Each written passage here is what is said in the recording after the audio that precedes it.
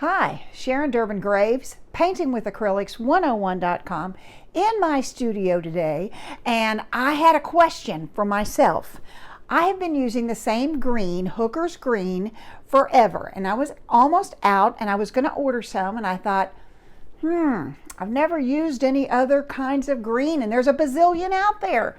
So I ordered 4 of them. I ordered my normal Hooker's Green, okay, and that is, let's see, this one here, okay, so I got that one. Then I ordered a permanent green, okay. These are all by Utrecht. Got them through Dick Blick. Chromium Oxide Green and Emerald Green. And we're going to make a chart and see what the differences are, how they mix with the colors that I normally use. This is really the only way that you can know what you have in your box, what paints that you have, how they react with the other paints that you have, is by making some kind of a chart. So let's get busy with it. Okay, the purpose of a color chart is to see how these colors mix with these colors. So I have my 4 greens across the top, and I have the, well, I didn't put the white in. Can't see it anyway. There it is. Okay. We want to be official. So you want to mix each color with each color. Okay, so I'm going to pick up a piece of this green. This is the Hooker's Green. I'm going to pull it. There's a ton of mixing and a ton of brush rinsing. I'm trying to use the same amounts in each one. Okay, so there we go. This is the one place where I tell you to mix up your paint really good. Okay, so this is the Hooker's Green and the yellow. So that's what you get with that. Okay, so then you rinse your brush. You're trying to get true colors, not, you don't want a mixture of this green and that green and this thing and that thing.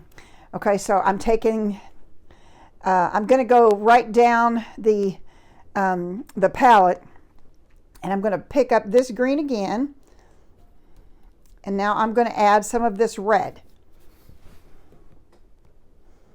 And you want to try to get even amounts. And the reason I've picked these colors is because, for one thing, the red is the complement of the green. So you really need, because you're going to use that a lot. These are other colors that I would normally mix with green. Okay, so here comes my Hooker's Green. And I'm going to mix it with the burnt sienna.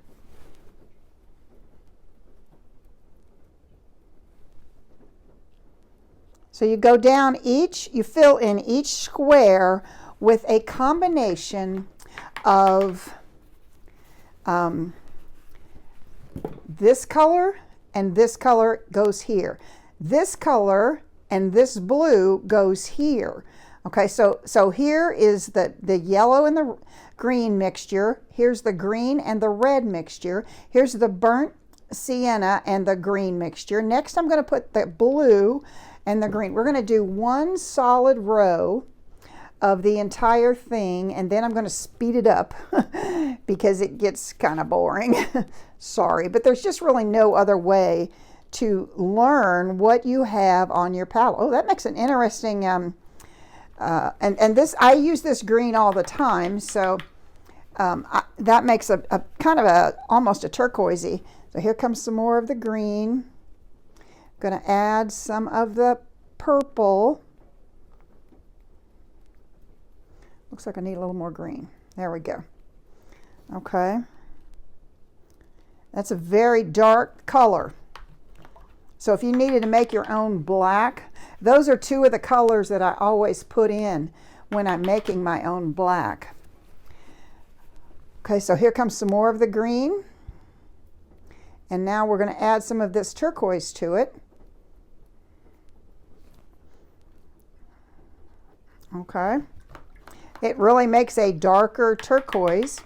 You use a lot of paper towels in this process too, because you have to rinse so much. And now we're going to take some of that green And we're going to add some of this alizarin crimson, which is the cool complement to it. Okay, and that goes here. The green is here, the alizarin crimson is here, and it goes right there. Okay, so rinse this out. And now we're going to take that green, because this is really important also. And here comes the green. And I don't have much left. Put out just enough. And now I'm going to add a little bit of white to that, because you want to see what it does. Okay, the white is here. That's there. It goes here. That's a pretty color. Okay. All right, so we're going to go ahead in this doing the exact same thing. I'm going to take this green and do exactly what I did with this green with these colors. And they'll all go in here, and then here.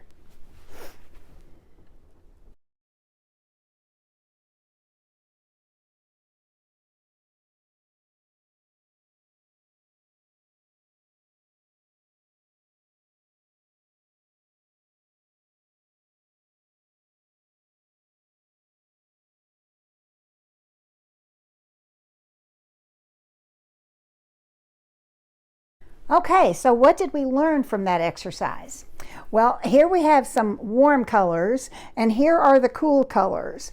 And this is a pretty warm green, the hooker's green. This is a pretty warm green. These are kind of cooler greens, and you can see how their reaction is with all of these different kinds of paint.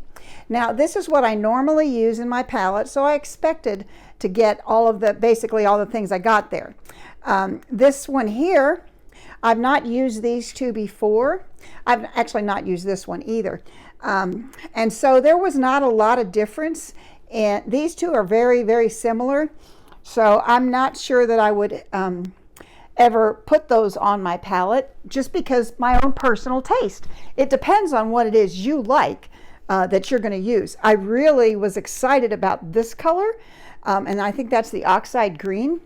What I will come back and do now is I will take a pen and I will write the colors in here and across here, so I'll know, oh, okay, so I got this color by using this and this. Okay, and that's what one of the things a color chart can tell you is what you can create. And so the next time you need that, you think, oh, I want to see what this does, then you can just pull these charts out. I keep every color chart I've ever made. Some only have like 2 colors up here, and then all of my palette colors. Now this, I left out a few just because of room. But anyway, I really liked what happened with all of these colors with this. This is a muted color, and I really liked everything I got with that. These two were very similar, and so except for down here when you added the white. And I thought that was kind of interesting, because I really did try to make sure that I only added the same amounts. I know I didn't, but you know, you try to get the same amounts in there. So here's what your warm colors did with these greens. Here's what your cool colors did with these greens. It's a very interesting way to know what your paints do with each other. Do they play well together? and so some do and some don't. So anyway, thank you so much for being here. I hope that you learned a little something from this video. If you would like, I'd appreciate it if you'd give me a thumbs up and subscribe to my channel. And you can check out my website, paintingwithacrylics101.com.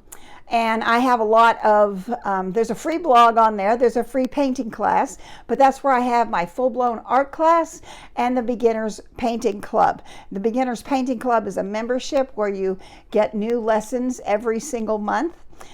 And it only opens up 3 times a year, and it will be opening up again in May.